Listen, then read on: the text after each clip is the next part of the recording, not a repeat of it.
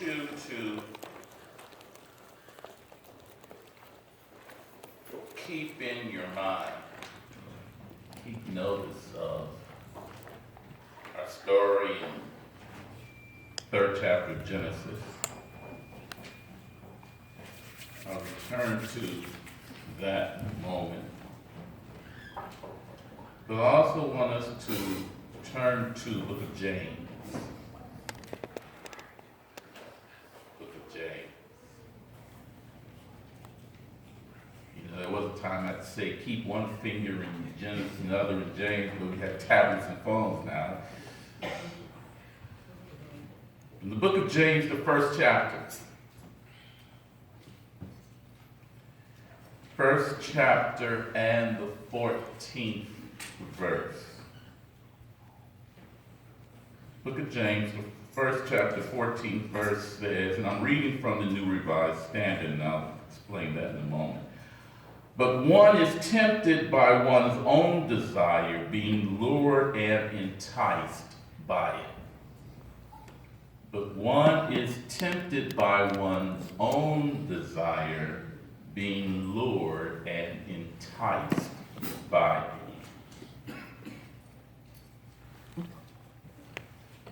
Today we continue our series dealing with temptation, and again we return to the Genesis story. But I want you to be mindful of our text from the book of James, because temptation lures and entices us by our desires. But let me first clarify that translation of James. In your pew Bibles, it says each person is tempted when he is drawn away and enticed by his own evil desires. King James says, but every man is tempted when he is drawn away by his own lust and enticed. But I prefer the New Revised Standard, which it says, but one is tempted by one's own desire, being lured and enticed by it. The reason I prefer it is because it revises the masculine language of King James, which uses man and he. But like King James, it doesn't say evil desire as our pew Bibles do. Earlier this week on the Facebook page, I posted a video of a friend of mine who's teaching down in Fort Worth, Texas, but her lecture was talking about the complexities of translation. And one of the things that goes into translations is the intention of the translator. The translator of the Pew Bibles believed that the word evil was implied, so he wrote it in. But when you look at the Greek, the word evil isn't there. And what I want to show you this morning is that your desire itself isn't evil. But the devil knows how to take your desires and twist and turn and entice you into committing evil. Now, before we turn to the story of Genesis, let me remind us of a couple of things. I previously said that we don't give the devil enough credit. We know that God has knowledge of any and everything that can be known. God knows what is past, God knows what is present, and God knows all the possibilities of the future. God's knowledge is superior in that way. But we don't give the devil enough credit for having knowledge himself. Like God, the devil knows the past. And the devil also knows the present. What separates the devil's knowledge from God's is that the devil doesn't know the future.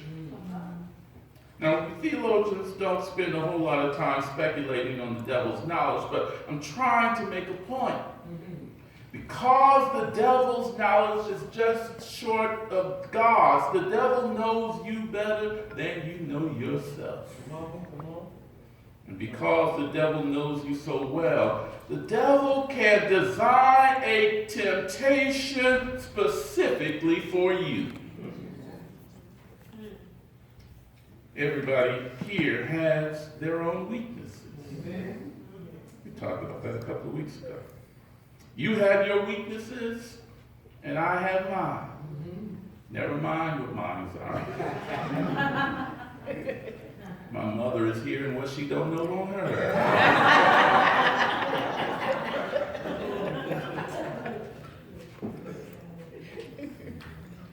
The devil knows what our weaknesses are. The devil knows what we can be tempted by and what we can't be tempted by. And here's where I can talk about me. I would love to have one of those S-Class Mercedes. You've seen those? Aren't they beautiful? I'd love to have one of those S-Class Mercedes. But the devil told me to get a gun and carjack somebody for it. That don't even sound like me, does it? No, but you're from Detroit, though. I ain't asking you. What if the devil told me to take some money out of the offering place? That don't sound like me either, does it? No. But you know what? The devil might put a hockey game in front of me. That's you. Yeah, that's me. You know, like all the sports have been suspended for at least 3 weeks. You know, and I'm getting a little jittery. Weren't no games to watch last night. Just give me a week or so and watch the devil put a game in front of me to keep me from doing something I really ought to be doing. And even though it will be a replay of a game that I've already seen, I still want to watch it. And what I want you to see here is that the devil knows what can and cannot tempt you. And the devil knows when you're at your weakest point, when you're at your weakest moment, just for the thing that can tempt you the most. The devil is waiting for you.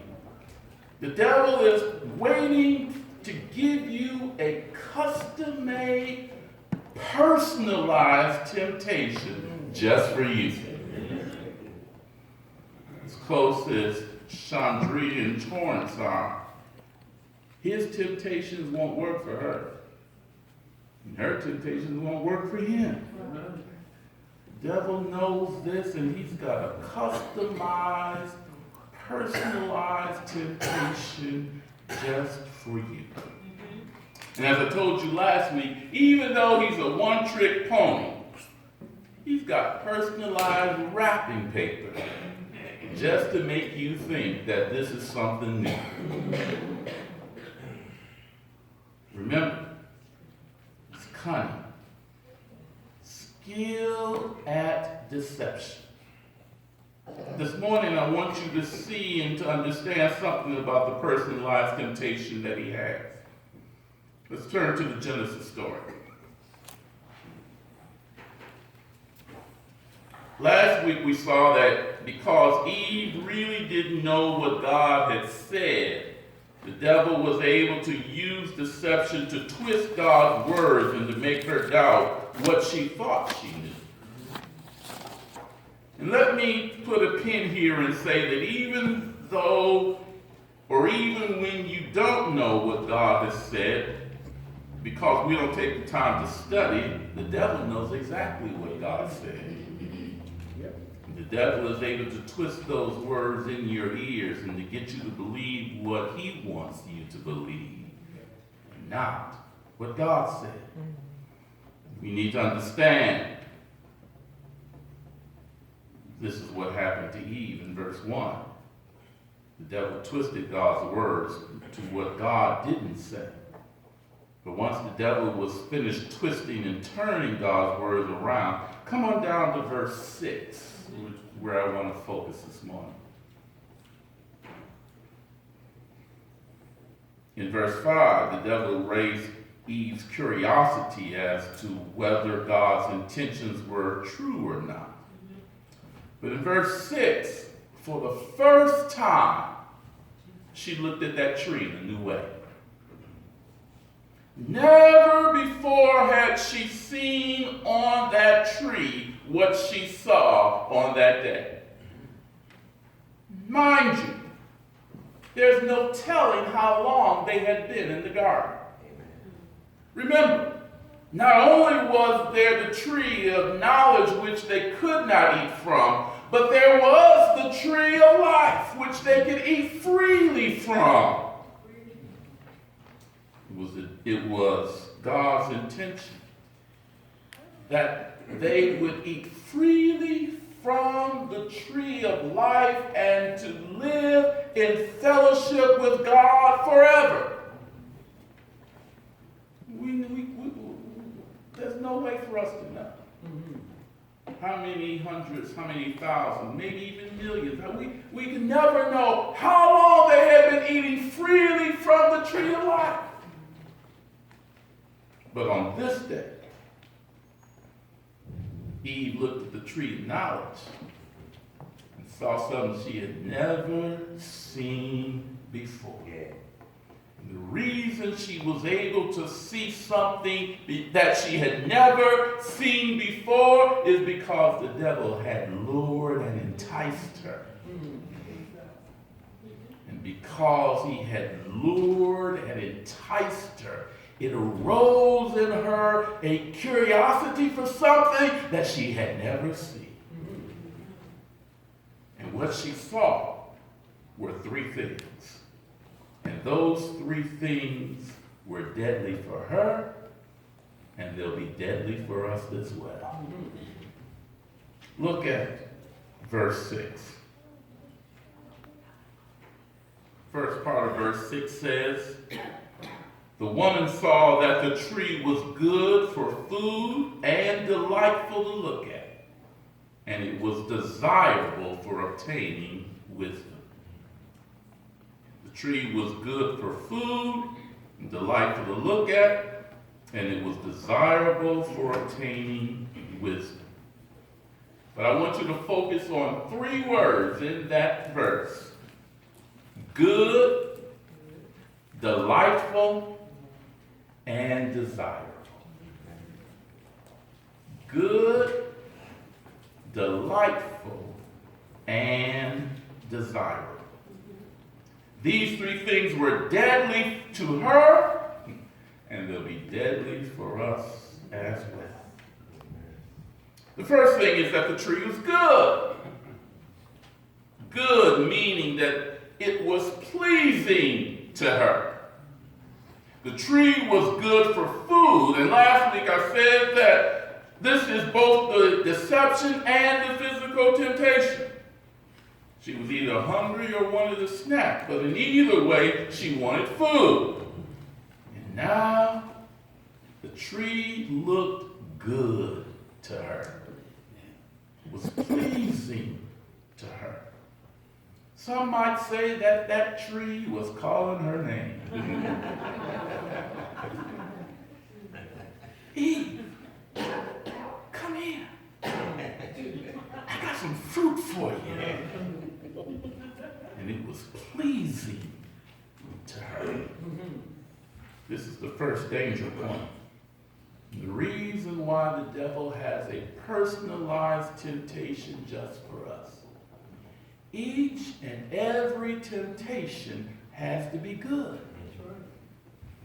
It has to be pleasing to you. If it's not good to you, then it won't work as a temptation. That's why no matter how much I love that S-Class, I will never carjack for it. That's just not me. I got bills like everyone else, but sticking my hand in the offering plate just not something I'm going to do. But that hockey game. Yeah, that's a whole nother. That's a whole nother story for me, but you got your own whole other story. And even though you may not think about it now, the devil knows what your story is. And it's got a personalized temptation waiting just for you. And when he places it before you, you'll look at it and say, that's good. Not only must the temptation be good, it must also be delightful. Not only is it delightful, it's enjoyable. It brings us pleasure. It's something that is pleasurable to you like nothing else can be. And not only will it make you happy, it gives you pleasure. And let me say right now that we need to be careful. There's a lot of fear and anxiety and uncertainty in the air. Be careful and watch out for something that's going to be dangled in front of you that is pleasurable and give you an escape from all of this anxiety. And the third thing is that it's desirable. And there's something about that which is desirable. It arises passion and desire within us.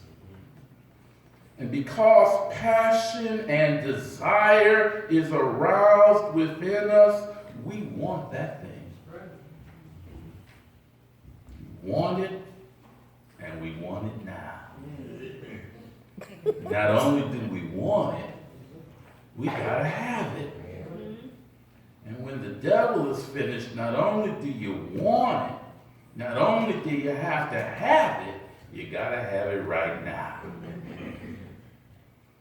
These are the three things that we need to be careful about. Things that are good, things that are delightful, and desirable. Good, delightful, and desirable. We need to be careful about those three things, but there's actually a fourth, and that fourth is opportunity. Opportunity is what separates temptation from fantasy. You know, one of these days I'm going to win that multi-billion-dollar lottery. And when I do, the first thing I'm going to do is to buy me a $3 or $4 million condo in downtown Toronto. And when I get that condo in Toronto, then I'm going to try to figure out where my summer home is going to be. You know, you may not know where this is, but I've always wanted to spend summers in a place called Thunder Bay, Ontario. It's on the northern shore of Lake Superior, and the closest to it is Duluth, Minnesota. So you know it's up there, right? Cool. But of late, it's getting to be 80, 90 degrees even there. So I'm going to have to find a place even further north. And just so you won't think that I've given up on this country, I'll keep a condo in Chicago too. You know that's my home, right? But when you have $1 billion or so, you can do all of that, and you can fly back and forth to all those places. But here's the problem. I don't believe in lotteries. And I'll never buy a ticket. So that's not a temptation for me, that's just fantasy. That's just me dreaming and fantasizing about things. But the danger is that not only will the devil give us that which is good, delightful, and desirable, he'll place opportunity in front of us. And when he places opportunity in front of us, he'll say, you can have that. When he says that you can have it, then you'll reach for it. Here, look you can have it. And when your desire is aroused, and when you are enticed, like Eve, you'll pluck from that tree every time. This is what happened to her. Because of her lack of knowledge concerning God's word, the devil was able to confuse and deceive her. When the devil deceived her, he placed before her those three dangerous things. The tree was good, it was delightful, and it was desirable. And because it was desirable, the devil placed before her the opportunity. And when she had the opportunity, she took the fruit and bit it. Then she gave it to Adam, and he did too. Now I want you to understand something about this physical temptation. Desire leads to lust. And lust says, you got to have it, and I want it right now. Lust really isn't the problem for those outside of the church because that's what they do. They don't know God, and all they do is to act on their lust. But for those of us who serve God, lust is a problem.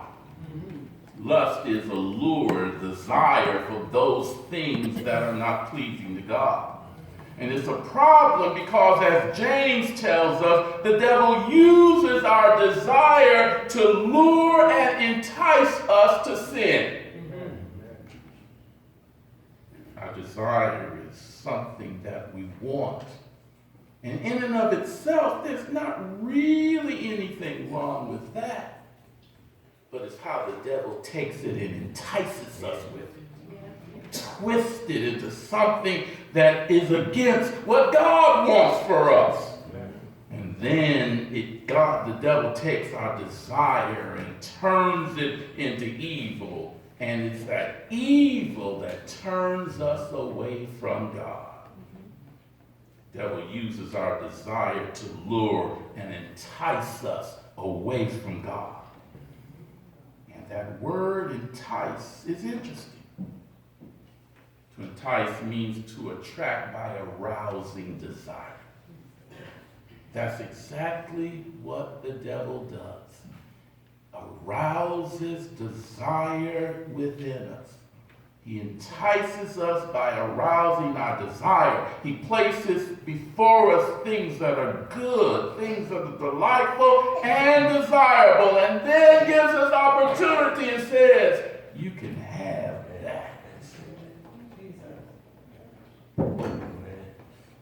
When he does all of that and our desire is aroused and we want that thing and we want it right now. But remember, we need to know God's word. Earlier I said that the devil knows God's word even when we don't. And because the devil knows God's word, the devil knows that he has to lie and deceive us so we won't rely on God's word. He has to lie and deceive us and make us susceptible to his temptation so that we would fall for whatever he places before us. But notice what our gospel lesson in 8th chapter of Luke says this morning. Jesus says that the pleasures of life choke out God's word. Those pleasures are those things that are good, delightful, and desirable, which the devil both places before us and tells us that we can have it. When the devil says that we can have it, it is there before us. Our desire is aroused, and we fall to temptation because our desires choke out God's word in our lives. Sad that what we will do momentary pleasure. We need to recognize that all pleasures are momentary. It's pleasurable now, but that moment will pass. And then we'll be out seeking another pleasure. Self-discipline teaches us to delay momentary pleasure for a greater purpose. But not everyone has that kind of discipline. And even when we do have discipline, the devil will lure and entice us to forego our discipline and seek a momentary pleasure. Sad how many relationships, marriages, careers are ruined because of a momentary pleasure. This is how the devil lures and entices us, presents us with a custom-made and personalized temptation that gives us pleasure for the moment. But that moment can can often lead to our fall. Remember, we don't give the devil enough credit. He knows exactly what is good to us. And the devil will place before us what is good, delightful, and desirable, and give us opportunity. And not only that, he will tell us that we can have it, and we can have it right now. And when that enticement arouses opportunity in us, we'll pluck from the tree every time. Yes, the devil will lure and entice us with our own personal temptation, but remember, he's alive. He's cunning, skilled at deception. But just because he's cunning and skilled at deception, that doesn't mean that you have to fall. That's right. Amen. Remember God's word. God has promised that with every temptation, God will provide a way for us to escape it. That's right. Amen. That's why the devil has to entice us with pleasures to choke out God's word, so that we won't remember and won't know that God said that we can have an escape for the temptations that the devil provides for us, that we can escape those opportunities which are placed before us. If the word is choked out of us, we'll always fall. But if we remember God's word, hold on to God's word, rely upon God's word, we'll be able to stand every time. Remember that the devil's going to place before us those things which are good, those things which are delightful, and those things which are desirable, and give us opportunity. But God always has God's word.